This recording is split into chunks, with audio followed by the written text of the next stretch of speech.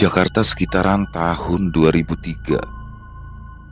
Selepas maghrib, suasana jalanan di ibu kota Jakarta semakin meriah.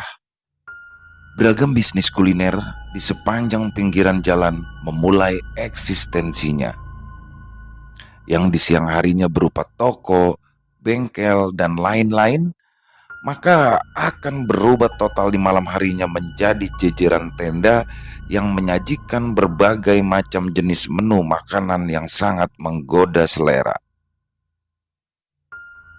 Di salah satu sudut selatan kota Jakarta, terlihatlah jejeran tenda sederhana yang mulai ramai dikunjungi oleh para pembeli. Dan salah satunya yang paling ramai adalah tenda warung pecel ayam Cak Holil. Aroma ayam yang sedang digoreng sungguh menggoda selera, ditambah tahu tempe dan sedikit lalapan plus sambal yang sangat memanjakan lidah para pelanggan di sini. Hampir di setiap malamnya, warung pecel ayam milik Cak Holil ini selalu saja ramai dengan pembeli. Bukannya tanpa alasan. Kenapa warung ini selalu ramai? Ya, porsi ayam yang besar ditambah nasi yang cukup banyak. Dan memang warung ini terkenal tidak pelit akan sambal, seperti warung-warung pada umumnya yang agak pelit dengan sambal. Disertai juga pelayanan yang ramah, sungguh membuat warung milik Cak Holil ini tak pernah sepi pembeli. Cak Holil yang merupakan orang asli Lamongan, Jawa Timur, memanglah memiliki resep sambal khas Jawa Timur yang membuat siapapun pembeli datang pastinya akan datang kembali lagi. Warung pecel ayam Cak Holil sendiri memperkerjakan 8 orang karyawannya yang diberikan jatah libur bergantian, sehingga warung miliknya ini tidak pernah libur atau tutup. Mereka hanya akan tutup di hari raya Lebaran saja. Cak Holil ini sangatlah profesional dalam menjalankan bisnisnya. Baginya, kepuasan pelanggan adalah segalanya. Dia juga tidak segan-segan untuk menegur karyawan yang memang terlihat tidak ramah ataupun berlaku tidak sopan kepada para pembelinya. Cak Holil sendiri selalu ada di warung pecel ayamnya setiap malam. Ia akan selalu ikut membantu melayani pembeli yang memang selalu membludak. Sering juga ia berinteraksi kepada para pelanggannya untuk menanyakan apa yang dirasa kurang dari warungnya itu. Warungnya ini memiliki satu tenda yang dikelilingi kursi di depannya, dan juga menggelar beberapa meja lesehan di sekitaran warung yang mana memiliki halaman yang sangat luas, karena apabila di siang hari, lokasi warung Cak Holil ini adalah sebuah bengkel mobil. Dan salah satu faktor yang membuat para pelanggan nyaman adalah tidak adanya pengamen. Ya, yang mana pengamen ini akan diberikan langsung oleh warung. Mereka semua tidak boleh meminta kepada para pelanggan yang sedang makan. Pengamen adalah salah satu bentuk gangguan yang membuat beberapa orang merasa enggan untuk makan di pinggir jalan. Dan juga terkait parkir. Di sini Cak Holil menyediakan parkir gratis kepada seluruh pengunjung. Dia sudah berkoordinasi kepada tokoh masyarakat dan membayar iuran parkir bulanan. Sungguh, Cak Holil menjalankan bisnis kulinernya ini dengan sangat profesional. Cak Holil berumur 45 tahun. Memiliki seorang istri yang bernama Rosmina yang juga sama-sama berasal dari Lamongan. Mereka berdua kini sudah dikaruniai 2 orang anak perempuan dan laki-laki yang kini berusia masing-masing 16 tahun dan 12 tahun. Anak perempuannya bernama Putri dan anak laki-lakinya bernama Hadi. Dia dan istrinya merintis usaha kuliner ini sejak 7 tahun yang lalu.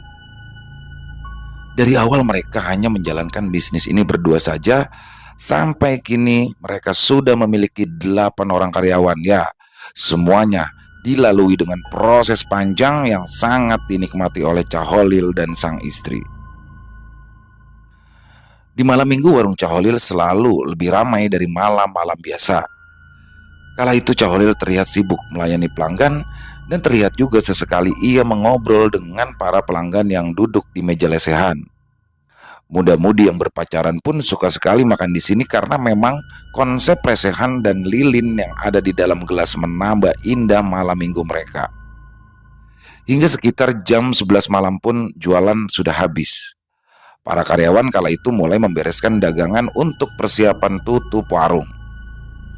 Cahulil sendiri terlihat memesan 2 gelas kopi kepada warung kopi angkringan yang berada di sebelah kiri warungnya. Lalu ia terlihat duduk mengobrol dengan Mas Narno. Mas Narno ini adalah pemilik warung tenda nasi goreng yang berada di sebelah kanan warungnya. Mereka berdua ini memang cukup akrab karena Mas Narno inilah yang awalnya dulu memberikan info tempat dagang yang sekarang Cahholil tempati ini. Setelah setahun sebelumnya, Mas Narno sudah berjualan terlebih dahulu di situ. Warung nasi goreng Mas Narno ini juga bisa dikatakan cukup ramai, tapi memang tidak seramai warung pecel ayam milik Cahholil. Gimana, Cak? Lancar ya? Tanya Mas Narno sambil menyeruput kopinya. Alhamdulillah, lancar Mas. Gimana Mas Narno sendiri? Jawab Cahholil juga sambil menyeruput kopi hitamnya. Alhamdulillah, lancar juga, Cak. Tapi ya gini, kan situ jam segini dagangannya sudah habis, tapi saya belum. Jawab Mas Narno setengah bercanda. Bagi-bagi dong, Cak, resep laris manisnya. Ujar Mas Narno lagi. Mas Narno ini bisa aja. Kan Mas Narno sendiri jauh lebih berpengalaman dari saya. Cahholil pun menjawab santai kata-kata Mas Narno. Mereka berdua pun menikmati kopi sambil mengobrol santai hingga akhirnya Cahholil berpamitan terlebih dahulu untuk pulang ke rumah. Di keesokan harinya, tiba-tiba Mas Narno datang berkunjung ke rumah Cahholil.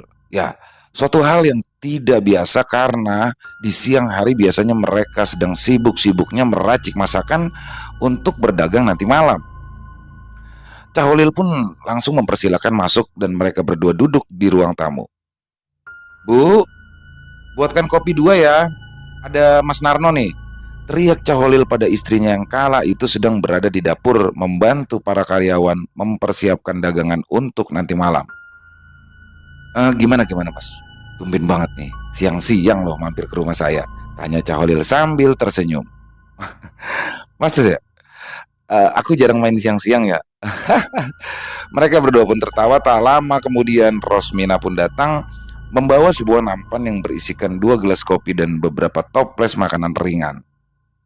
Ayo Mas Narno, disambi biar lebih enak ngobrolnya. Aduh, makasih ya Mbak, jadi ngerepotin nih saya. Mas Narno berbahasa basi. Enggak kok Mas, ya sudah, saya tinggal dulu ke belakang ya, ujar Rosmina lagi. Lalu ia pun beranjak pergi ke dapur. Sebenarnya begini Cak, saya ini mau minta bantuan. Saya mau pinjam uang Cak, buat anak pertama saya yang akan masuk kuliah, ujar Mas Narno lirih sambil menengok ke arah dapur, takut jika istri Cahholil nanti balik lagi. Oh, baik Mas, kebetulan saya ada simpanan.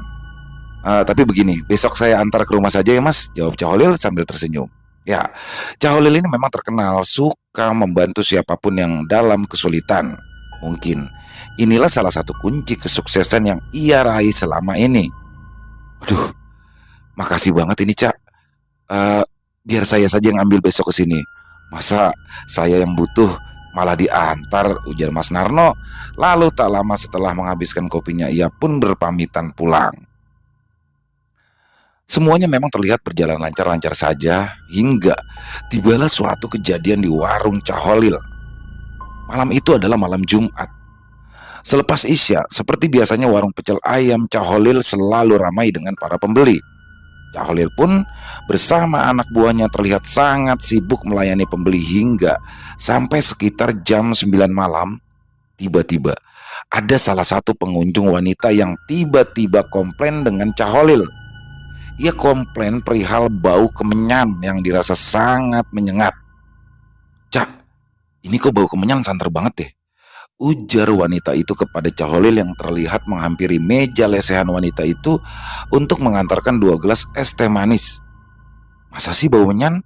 Ujar Cahholil sambil ikut mengendus-ngendus.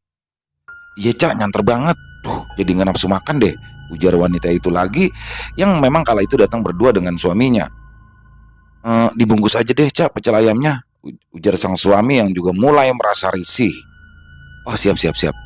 Dibungkus saja ya berarti, jawab Caholil yang kala itu ia pun sebenarnya sudah mencium bau kemenyan yang tercium semakin nyanter. Tiba-tiba saja Mas Narno juga terlihat datang menghampiri Caholil. Cak, ini kok bau menyan nyanter banget ya, ujar Mas Narno setengah berbisik.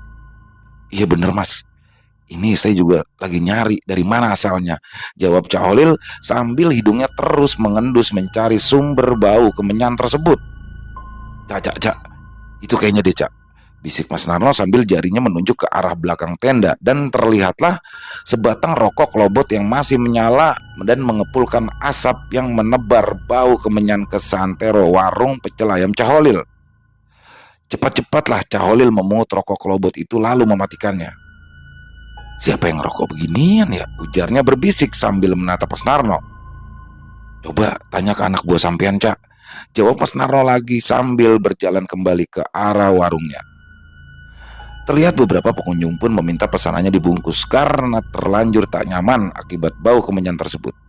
Caholil pun langsung menanyakan kepada seluruh karyawannya perihal rokok kelobot yang ia temukan, tapi tak seorang pun yang tahu tentang rokok kemenyan tersebut hingga malam itu pun berlalu begitu saja. Keesokan malamnya, di malam Sabtu, warung pecel ayam Caholil masih ramai seperti biasanya. Malam ini tak ada lagi bau kemenyan seperti kemarin. Caholil pun kini sudah tidak mau lagi memikirkan terkait kejadian semalam, hingga akhirnya ketika sekitar jam 12 malam di mana warung sudah persiapan tutup, para karyawannya terlihat mulai membongkar tenda. Disinilah ditemukan lagi suatu kejanggalan. Ya, salah satu karyawannya yang bernama Kardi menemukan sebuah plastik kresek hitam yang di dalamnya terdapat kembang 7 rupa. Bungkusan ini pun ditemukan persis terletak di tempat rokok kemenyan kemarin ditemukan.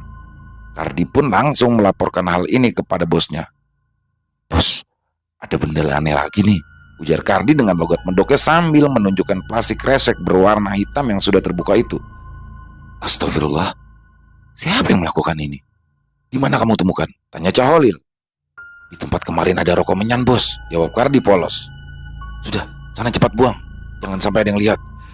Di sini, di titik ini, Caholil mulai merasakan jika ada sesuatu yang tidak beres. Tepatnya, ada seseorang yang tidak suka kepadanya.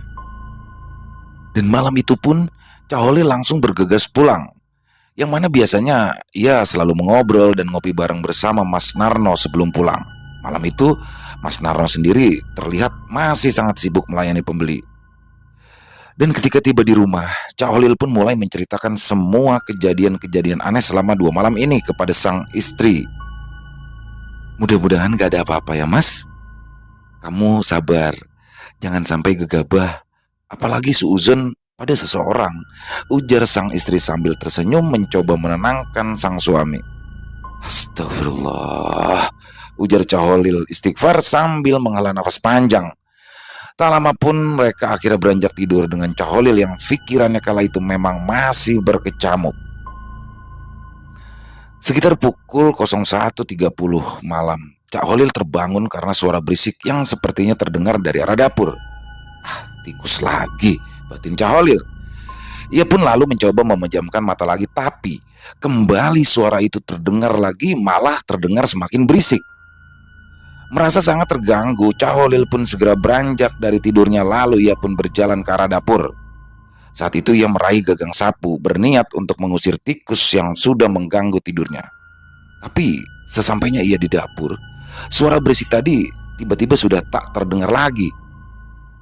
Matanya liar menatap lantai dapur berusaha mencari keberadaan tikus yang memang sudah sangat mengganggu tidurnya. Digenggam erat gagang sapu yang ia pegang, tapi setelah matanya tertuju ke sudut dapur, ia kala itu terkesiap kala matanya menangkap sesosok perempuan berbaju putih lusuh berambut panjang sedang berdiri membelakanginya. Siapa kamu? Ucapnya lirih, tapi dalam sekedipan mata sosok itu sudah menghilang. Caholil pun akhirnya menarik nafas panjang. Tapi matanya tetap liar menatap seisi ruangan dapur itu, dan ia pun sudah tidak menemukan sosok itu lagi. Mungkin hanya imajinasiku saja, batinnya. Lalu ia pun bersiap kembali ke kamarnya untuk melanjutkan tidurnya. Tapi baru saja ia berbalik badan, tiba-tiba sosok wanita berbaju putih lusuh itu sudah berdiri tepat di hadapannya. Ya, jaraknya sangat dekat, hanya terpaut 1 sentimeter saja wajah mereka saling berhadapan. Betapa kagetnya Caholil kala itu, hingga ia pun tersurut mundur beberapa langkah dan akhirnya jatuh terduduk. Sosok itu terus berjalan perlahan bergerak mendekati Caholil yang terus beringsut mundur dalam posisi duduk, hingga gerakannya pun akhirnya terhenti ketika punggungnya mulai menyentuh tembok dapur. Tangannya bergerak liar meraba sekitar mencoba mencari sesuatu untuk mempertahankan diri, sambil matanya terus menatap tak berkedip ke arah sosok wanita berbaju lusuh berambut panjang dengan senyum mengerikan. Dan ketika sosok itu kini sudah berdiri tepat di hadapannya, tangan Caholil kala itu berhasil meraih sebilah pisau yang tergeletak di kolong meja dapur. Ia genggam pisau itu dengan kuat, mengantisipasi apabila ada serangan mendadak dari sosok yang kini perlahan mulai menunduk, mencoba memperlihatkan wajahnya yang sangat mengerikan. Bola matanya putih keseluruhan dengan bibir yang sobek di sebelah kanan hingga hampir ke telinga. Sosok itu tiba-tiba berjongkok dan mendekatkan wajahnya lebih dekat ke arah wajah Caholil. Rasa takut Caholil sudah sampai di batas akhir, hingga dengan setengah berteriak, ia pun menyabetkan pisau yang ia genggam dengan sekuat tenaga ke arah leher sosok wanita itu. Tras!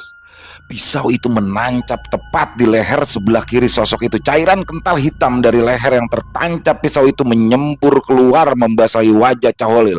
Aneh, bukannya kesakitan, tapi sosok itu justru tertawa melengking dengan mulut yang menganga lebar, memperlihatkan sobekan bibirnya yang juga ikut mengeluarkan cairan kental hitam yang berbau sangat busuk.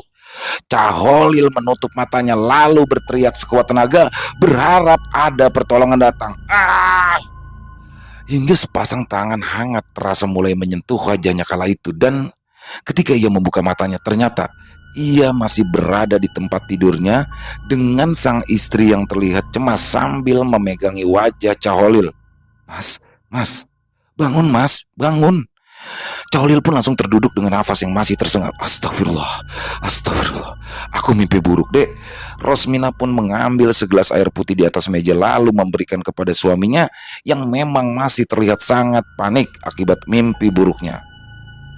Dengan cepat Caholil pun meneguk habis air di dalam gelas. Sudah ya mas, kamu yang tenang. Kamu itu banyak pikiran, makanya sampai terbawa mimpi. Sudah, kita tidur lagi ya, ujar istrinya sambil memeluk erat sang suami. Degup jantung Caholil kala itu masih terasa cepat. Mimpi buruk tadi terasa sangat nyata, hingga ia pun belum berani lagi untuk memejamkan matanya. Ia takut jika sosok dalam mimpinya tadi akan muncul kembali. Sampai dengan azan subuh berkumandang, Caholil pun belum juga bisa tertidur lagi, hingga akhirnya ia pun bergegas bangun lalu melaksanakan sholat subuh. Di malam minggunya, seperti biasanya warung pecel ayam Caholil sangat ramai. Tapi malam itu Caholil terlihat berbeda. Ia seperti tidak bersemangat untuk melayani pembeli. Malam itu ia hanya duduk melamun di samping warung nasi goreng Mas Narno. Wajahnya kala itu terlihat kuyu karena memang ia kurang tidur. Ia terus saja melamun, memikirkan semua kejadian aneh 3 hari terakhir ini. Tapi tiba-tiba lamunannya buyar ketika Mas Narno mulai meletakkan 2 gelas kopi panas di atas mejanya. Mikirin apa sih, Cak? Dari tadi kok aku lihat sampean ini ngelamun aja. Ayo ngopi dulu biar sehat, ujar Mas Narno sambil menyalakan rokoknya.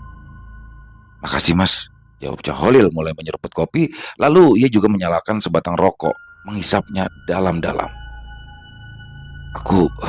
Aku ngerasa ada yang tidak beres nih, ujar Caholil sambil matanya terus menatap ke arah anak buahnya yang sedang sibuk di warung tendanya. Nggak beres gimana, Cak? Lawang warungmu ramai begitu kok dibilang nggak beres. Coba tuh lihat warungku, sepi. Itu baru nggak beres, ujar Mas Narno mencoba menghibur. Pas kejadian malam Jumat itu, perasaanku jadi nggak enak terus mas, ujar Caholil lirik. Alah, udah, nggak usah dipikir. Dibawa santai aja, Cak, jawab Mas Narno lagi. Mukamu toh kusut banget. Sekali-kali mungkin kamu itu butuh liburan dulu, Cak. Biar agak santai gitu. Caholil diam, tak menjawab.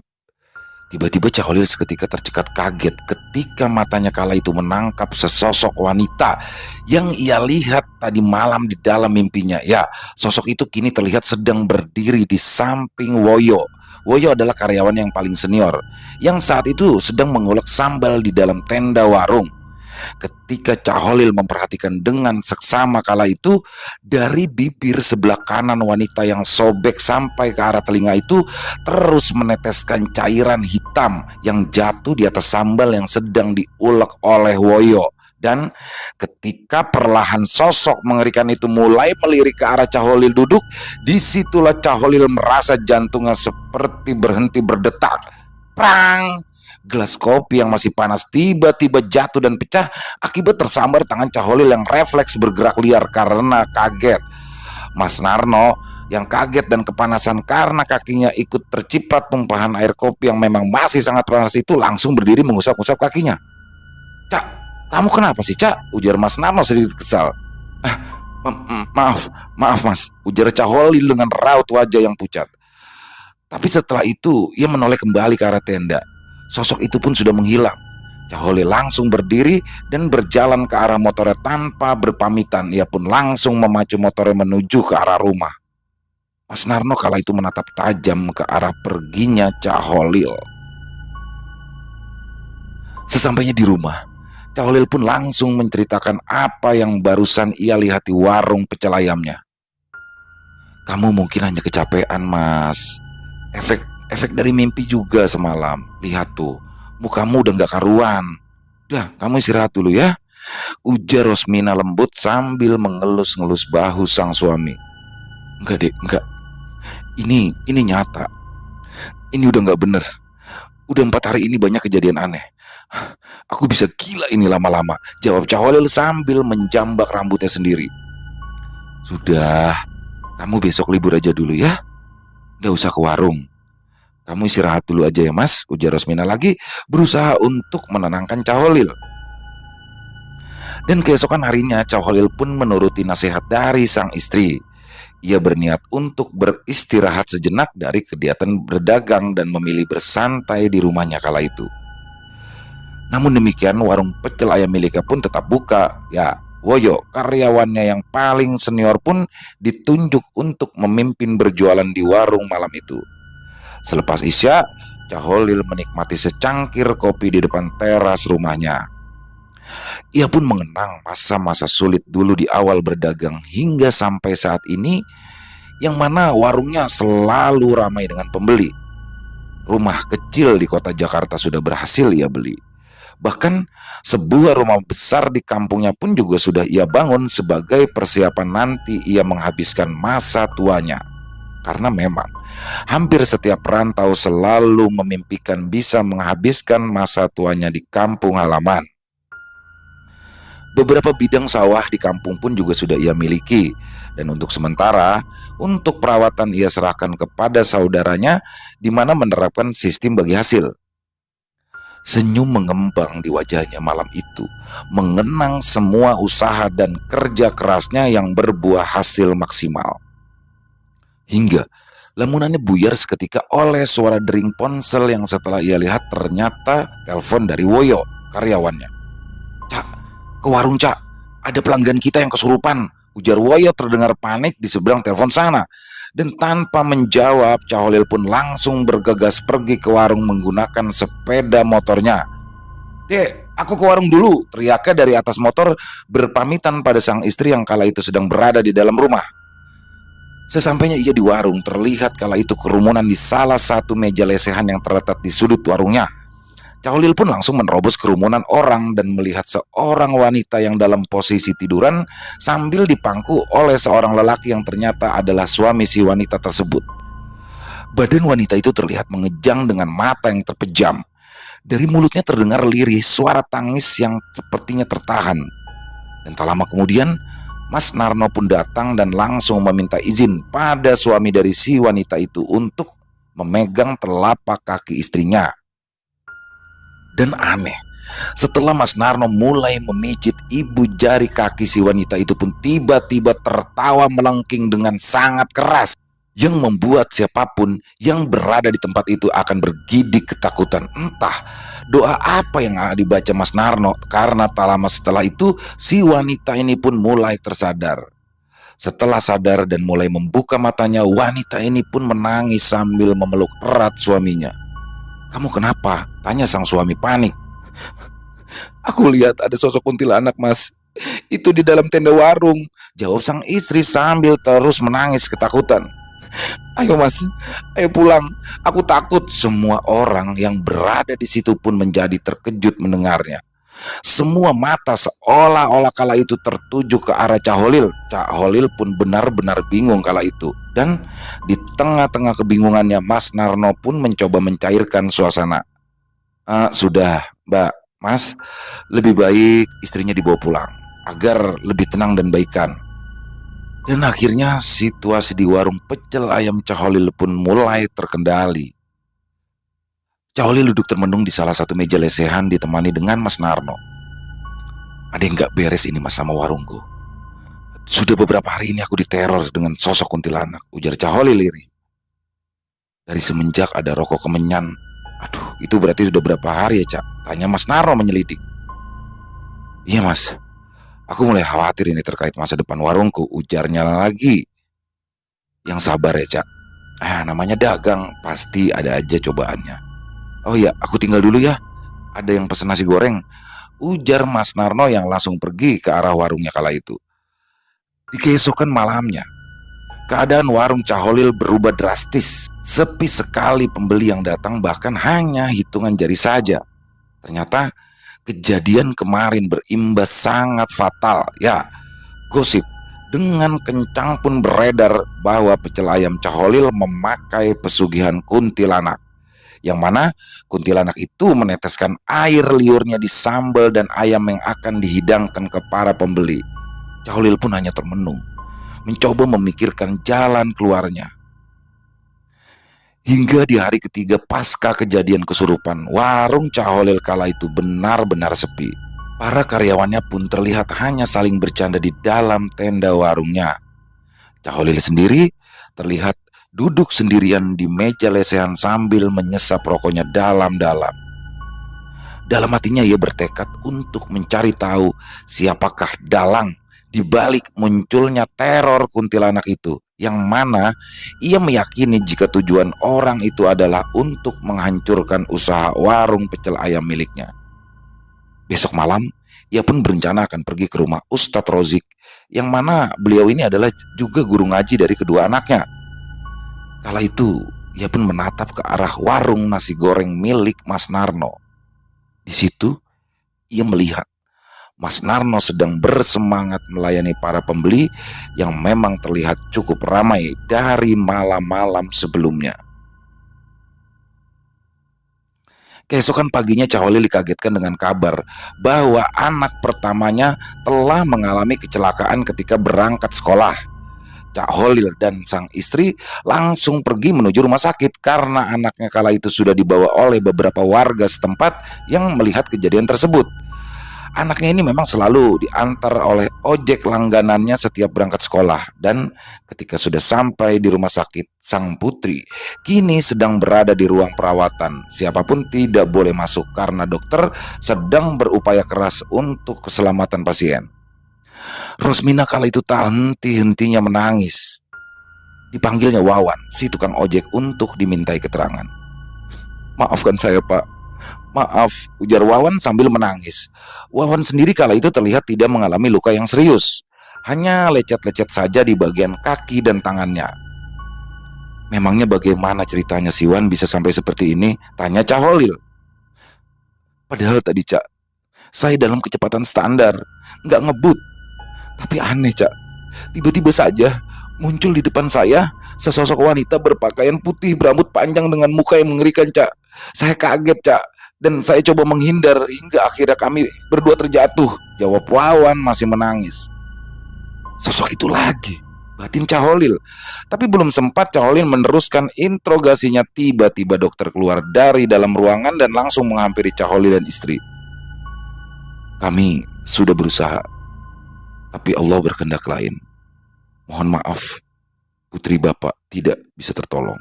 Tangis pun pecah di selasar rumah sakit. Rosmina meraung-raung sambil menunjuk-nunjuk ke arah Wawan dan meneriaki, "Pembunuh, pembunuh!" Caholil kala itu pun berusaha menenangkan sang istri, padahal kala itu hatinya juga sangat hancur akan kepergian sang buah hati untuk selama-lamanya. Di hari itu juga prosesi pemakaman sang putri tercinta dilaksanakan. Dan selanjutnya di setiap malam selama 7 hari sesuai dengan ajaran yang dianut oleh Caholil, maka diadakanlah pembacaan Yasin dan tahlil selama 7 malam berturut-turut. Di setiap malamnya, Ustadz Rozik memimpin pembacaan Yasin dan tahlil. Karyawan pun Caholil liburkan selama seminggu full karena memang situasi masih berduka. Hingga ketika di hari ke-7 selesai dan kala itu para jemaah keseluruhan sudah membubarkan diri, Caholil pun meminta Ustadz Rozik untuk bertahan dulu karena akan ada yang ingin ia sampaikan mengenai teror dari sosok kuntilanak selama ini hingga puncaknya menewaskan sang putri. Caholil pun menyampaikan semua kejadian dari awal secara detail kepada sang ustadz. Dari awal, saya mengikuti proses pemakaman sampai hari ini. Saya memang sudah merasa, Cak, ada yang tidak beres. Tapi memang saya menunggu momen yang tepat karena masih situasi berduka, ujar Ustadz Rozik. Lalu bagaimana Pak Ustadz? Kira-kira siapa yang melakukan semua ini terhadap saya? Dan apa yang harus saya lakukan Pak Ustadz? Ujar Caholil. Semua harus diakhiri sebelum ada korban lagi yang jatuh, ujar Pak Ustadz sambil menatap tajam ke arah Caholil. Maksud Pak Ustadz bagaimana ya? Sosok itu masih di sini.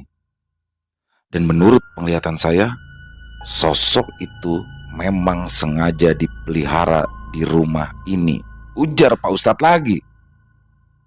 Pak Ustadz, saya merintis bisnis ini dengan kerja keras teriring dengan doa. Saya tidak pernah melakukan sesuatu yang sangat dilarang agama, apalagi bersekutu dengan iblis. Pak Ustadz ini rupanya juga sudah termakan gosip-gosip murahan di luar sana. Dengan keji menuduh saya melakukan pesugihan kuntilanak, ujar Caholil geram dengan wajah yang bergetar. Cak, saya tidak pernah menuduh Caholil. Saya hanya mengatakan jika saya merasa ada hal yang tidak beres di dalam rumah ini. Saya hanya mengatakan apa yang saya lihat. Jika memang Anda tidak berkenan, saya mohon pamit, jawab Pak Ustadz lalu beranjak pergi. Dan sekali lagi saya tegaskan, sosok itu masih di sini dan memang sengaja dipelihara di rumah ini. Hentikan semuanya sebelum jatuh korban lagi. Saya pamit. Assalamualaikum, ujar Pak Ustadz di depan pintu sana, meninggalkan Caholil yang bergetar menahan amarah. Brak! Meja digebrak keras oleh Caholil yang sangat emosi akibat tuduhan dari sang ustadz. Mas, ada apa sih mas? Tanya istrinya yang tiba-tiba saja datang dari arah dapur karena kaget mendengar suara gebrakan meja. Si Rojik itu sudah ikut-ikutan menuduhku melakukan persekutuan dengan iblis. Memangnya apa lagi mas yang Pak Ustadz katakan? Tanya Rosmina. Tadi dia bilang, hentikan semua sebelum ada korban yang jatuh lagi. Sudah gila dia, jawab Caholil mendengus kesal.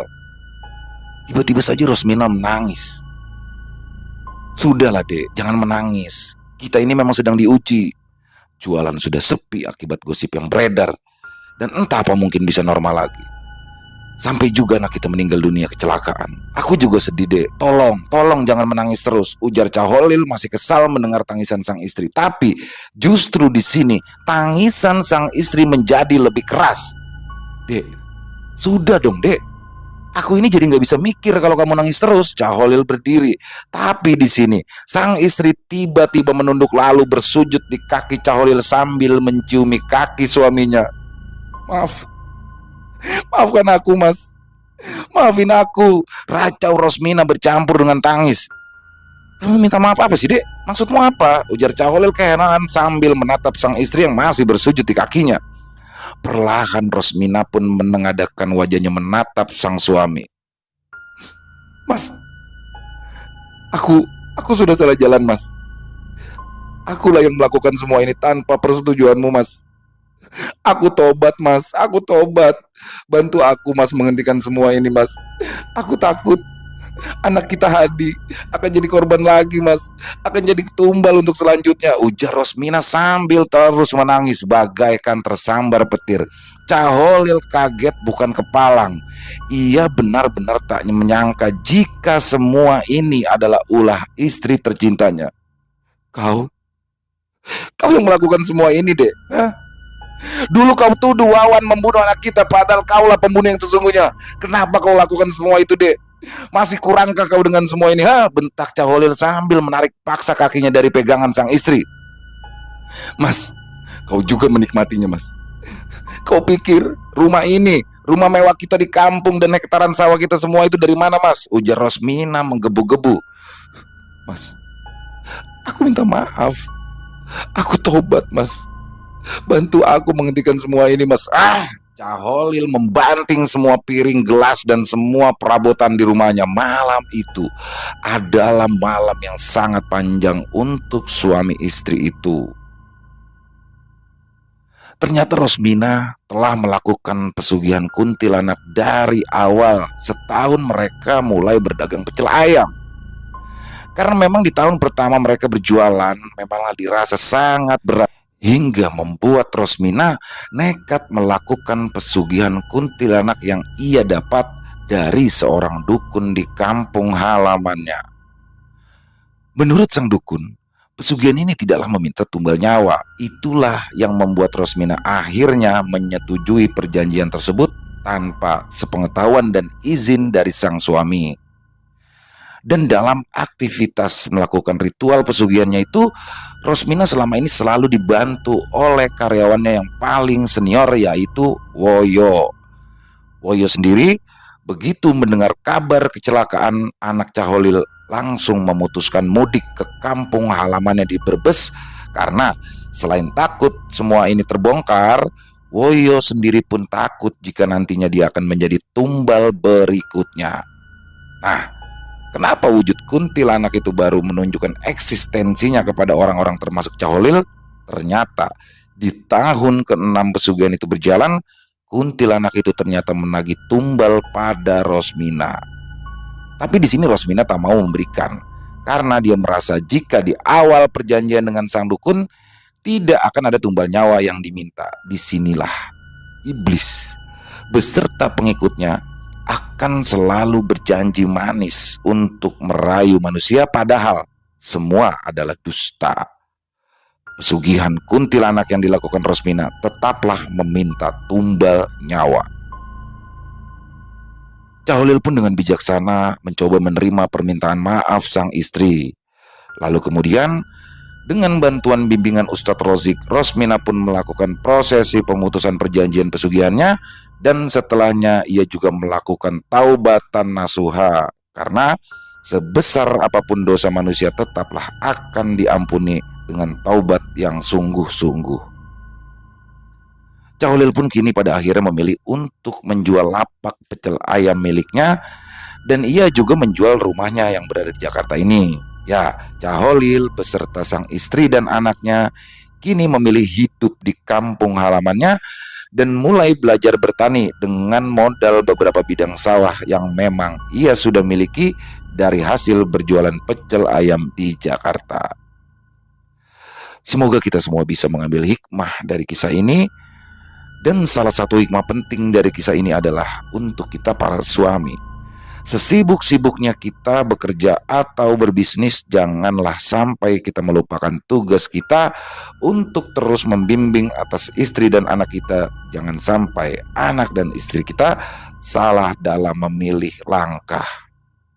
Dan untuk juga para istri, hendaknya selalulah meminta izin untuk melakukan semua hal dalam kehidupan ini, karena dosa istri dan anak adalah dosa suami. Tapi dosa suami tidak akan ditanggung oleh istri maupun anak. Semoga kita semua selalu berada dalam lindungan Tuhan Yang Maha Esa. Amin, amin ya robbal alamin. Selesai. Ya teman-teman, itu dia kisahnya, sungguh luar biasa. Jadi kisah pesugihan di warung makan selalu menarik untuk dikisahkan. Dan ini adalah kisah nyata ya, based on true story yang terjadi memang di Jakarta. Semoga kisah ini dapat menghibur semua teman-teman, terutama para penikmat atau pecinta horor. Dan hikmahnya juga tadi, salah satu hikmah juga tadi sudah disampaikan di dalam cerita. Dan saya memohon maaf apabila ada kesalahan dalam berkata-kata, mohon dibukakan pintu maaf. Dan buat teman-teman mungkin yang punya komentar lain, silakan bisa tulis di kolom komentar. Dan juga buat yang suka, silakan bisa diklik tombol jempolnya, tombol like-nya. Dan buat yang belum subscribe, silakan ya ditekan tombol merah subscribe-nya. Jangan lupa juga dinyalakan loncengnya agar teman-teman selalu bisa mendapatkan notifikasi dari konten-konten yang akan kami upload selanjutnya. Untuk Extreme Movie kami mengupload di setiap harinya, di setiap malam jam 7 ya, setiap malam jam 7. Dan untuk Lelaki Sejati kami upload di siang hari setiap jam 1 siang. Dan sampai jumpa lagi di konten-konten kami selanjutnya yang pasti tidak kalah serunya. Sekali lagi saya mohon maaf apabila ada kesalahan dalam berkata-kata. Salam dari saya Ilo.